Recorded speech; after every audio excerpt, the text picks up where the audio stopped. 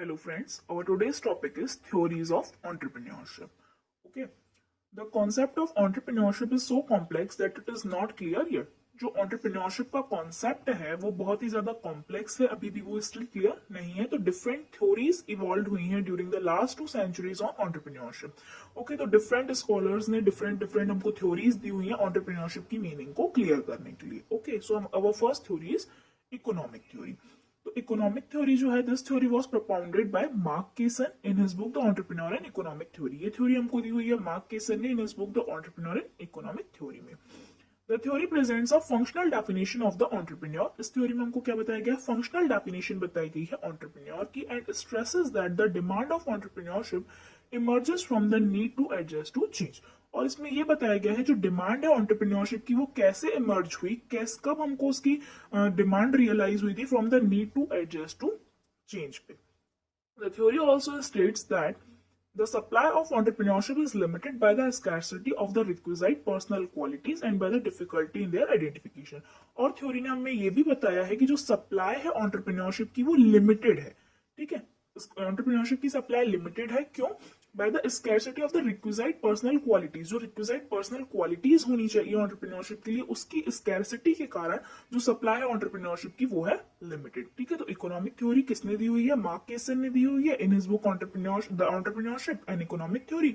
इसमें हमको क्या बताया गया, फंक्शनल डेफिनेशन बताई है एंटरप्रेन्योर की और क्या बताया कि जो डिमांड है एंटरप्रेन्योरशिप की वो इमर्ज हुई है from the need to adjust to change. On the theory also state that the supply of entrepreneurship is limited है supply due to the scarcity of the requisite personal qualities.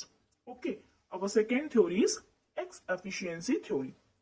तो X efficiency theory जो है, the theme of this theory is the degree of inefficiency in the use of resources within the firm. तो जो इसकी theme है वो क्या है, जो degree of inefficiency, ठीक है, in the uses of the resources with in the firm. जो फर्म के रिसोर्सेज हैं उनको यूज करने में जो इनएफिशिएंसी है उसके बारे में ये थ्योरी है.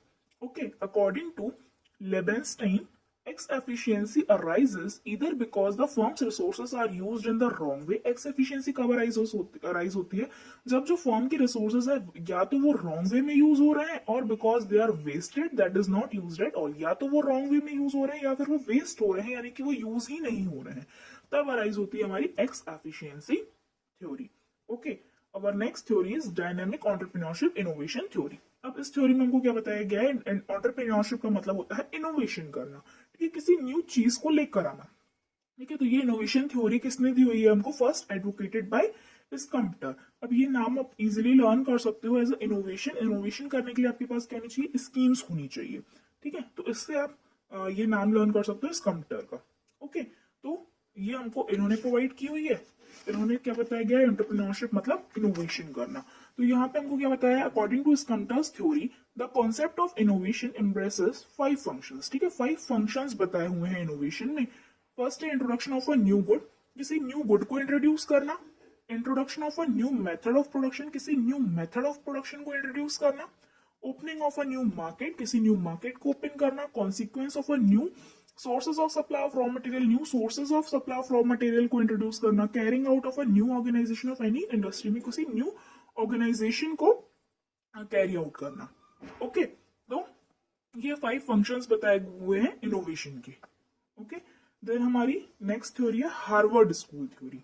ठीक है, तो ये एकदम सिंपल थ्योरी है, बेसिक थ्योरी है. According to Harvard school, entrepreneurship comprises any purposeful activity that initiates, maintain और develops a profit oriented business. तो इन्होंने क्या बोला है कि एंटरप्रेन्योरशिप का मतलब क्या होता है, कोई ऐसी पर्पसफुल एक्टिविटी दैट इनिशिएट करना, उसको मेंटेन करना या फिर डेवलप करना किसी प्रॉफिट ओरिएंटेड बिजनेस को कहलाता है entrepreneurship. In interaction with the internal situation, कौन कौन सी चीजों के इंटरेक्शन के साथ, internal situation of the business और with the economic, political and social circumstances surrounding the business. Okay, our next theory is theory of high achievement. तो ये जो थ्योरी है इसको किसने प्रोपाउंड किया हुआ है, बाय MC क्लीलैंड ने. ठीक है, हाई अचीवमेंट आपको, अगर अचीवमेंट आपको ज्यादा अचीव करना है, हाई अचीव करना है तो आपके पास क्लाइंट्स भी ज्यादा होनी चाहिए. इससे आप ये नाम लर्न कर सकते हो, MC क्लीलैंड ने ये थ्योरी को प्रोपाउंड किया है. Okay, who identified 2 characteristics of entrepreneurship. अब इन्होंने क्या बताया है कि जो एंटरप्रेन्योरशिप होता है उसकी 2 कैरेक्टरिस्टिक्स होती हैं. Namely doing things in a new and better way, किसी काम को न्यू और बेटर वे में करना। और सेकंड कैरेक्टरिस्टिक्स है decision making under the uncertainty, जब कोई अनसर्टेनिटी है, मतलब हमें नहीं पता है कि क्या हमको रिजल्ट मिलने वाला है, उस टाइम पे डिसीजन मेकिंग करना। तो ये दो कैरेक्टरिस्टिक्स बताई है इन्होंने एंटरप्रेन्योर की। Okay, he stresses that the need for achievement or achievement orientation is the most directly relevant factor for explaining economic behavior। उन्होंने क्या बोला है, जो अचीवमेंट जो है, ठीक है, जो नीड फॉर अचीवमेंट है वही मोस्ट डायरेक्टली रिलेवेंट फैक्टर होता है एक्सप्लेनिंग इकोनॉमिक बिहेवियर को एक्सप्लेन करने के लिए। According to him people having high need for achievement are more likely to succeed as entrepreneur, ठीक है, जिनमें ज्यादा नीड होती है, हाई अचीवमेंट की जिन पीपल में नीड होती है, वो मोर लाइकली टू ज्यादा वो सक्सीड हो सकते हैं, एज एंटरप्रेन्योर वो सक्सीड हो सकते हैं।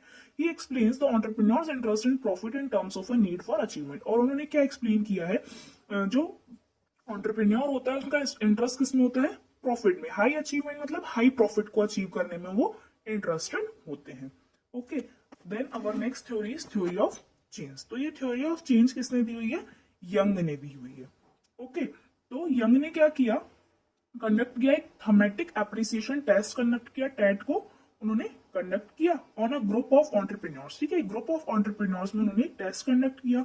Young's theory is a theory of change based on society's incorporation of reactive subgroups. अब ये थ्योरी जो है यंग की वो किस पे बेस्ड है, सोसाइटीज इनकॉर्पोरेशन ऑफ रिएक्टिव सबग्रुप्स पे बेस्ड है, ठीक है। A group becomes reactive when the following three conditions arise. अब इन फॉलोइंग थ्री कंडीशंस में क्या होता है, ग्रुप जो होता है वो रिएक्टिव हो जाता है, ठीक है।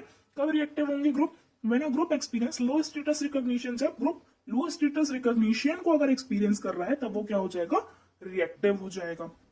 When denied of access to important social networks, जब वो अपने जो important social networks है उनके साथ वो एक्सेस नहीं कर पा रहा है तब वो रिएक्टिव हो जाएगा।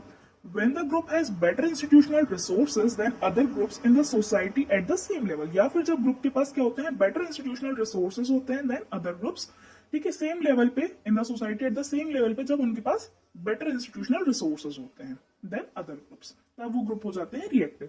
तो ये हमको थ्योरी ऑफ चेंज दी है यंग ने। उन्होंने एक थमेटिक एप्रिसिएशन टेस्ट किया, ठीक है, among the group of entrepreneurs, और उन्होंने बताया कि ग्रुप रिएक्टिव कब हो जाता है, फॉलोइंग थ्री कंडीशंस में। देन हमारी नेक्स्ट थ्योरी जो है वो है थ्योरी ऑफ प्रॉफिट। तो थ्योरी ऑफ प्रॉफिट जो है ये हमको दी हुई है नाइट ने दी है। उन्होंने क्या बताया, identifies the entrepreneurship as a recipient of pure profit. तो इन्होंने बताया है कि जो एंटरप्रेन्योरशिप होते हैं वो कौन होते हैं, रेसिपिएंट ऑफ प्योर प्रॉफिट होते हैं। अब प्योर प्रॉफिट क्या होता है, bearing the cost of uncertainty. Uncertainty को जो वो बियर करते हैं उसकी कॉस्ट वो होती है उनका प्योर प्रॉफिट, यानी जो उन्होंने अनसर्टेनिटी को बियर किया उसका जो उन्हें रिवॉर्ड मिलेगा, ठीक है। He identifies uncertainty with a situation where the probabilities of alternative outcomes cannot be determined in any manner। अब uncertainty क्या होती है, जहां पे जो probabilities हैं ऑफ अल्टरनेटिव आउटकम्स, यानी कि क्या आउटकम्स हो सकते हैं उसको हम डिटरमाइन नहीं कर सकते हैं, वो होता है अनसर्टेनिटी, ठीक है। तो थ्योरी ऑफ प्रॉफिट में क्या बोल रहे हैं नाइट कि ये जो एंटरप्रेन्योर होते हैं वो होते हैं रेसिपिएंट ऑफ प्योर प्रॉफिट, ठीक है। अब प्योर प्रॉफिट क्या होता है, bearing the cost of uncertainty, और अनसर्टेनिटी यानी क्या होता है, जहां पे जो प्रोबेबल आउटकम्स होंगे, ठीक है, प्रोबेबिलिटी ऑफ अल्टरनेटिव आउटकम्स जो होने वाला है उसको हम डिटरमाइन नहीं कर सकते हैं।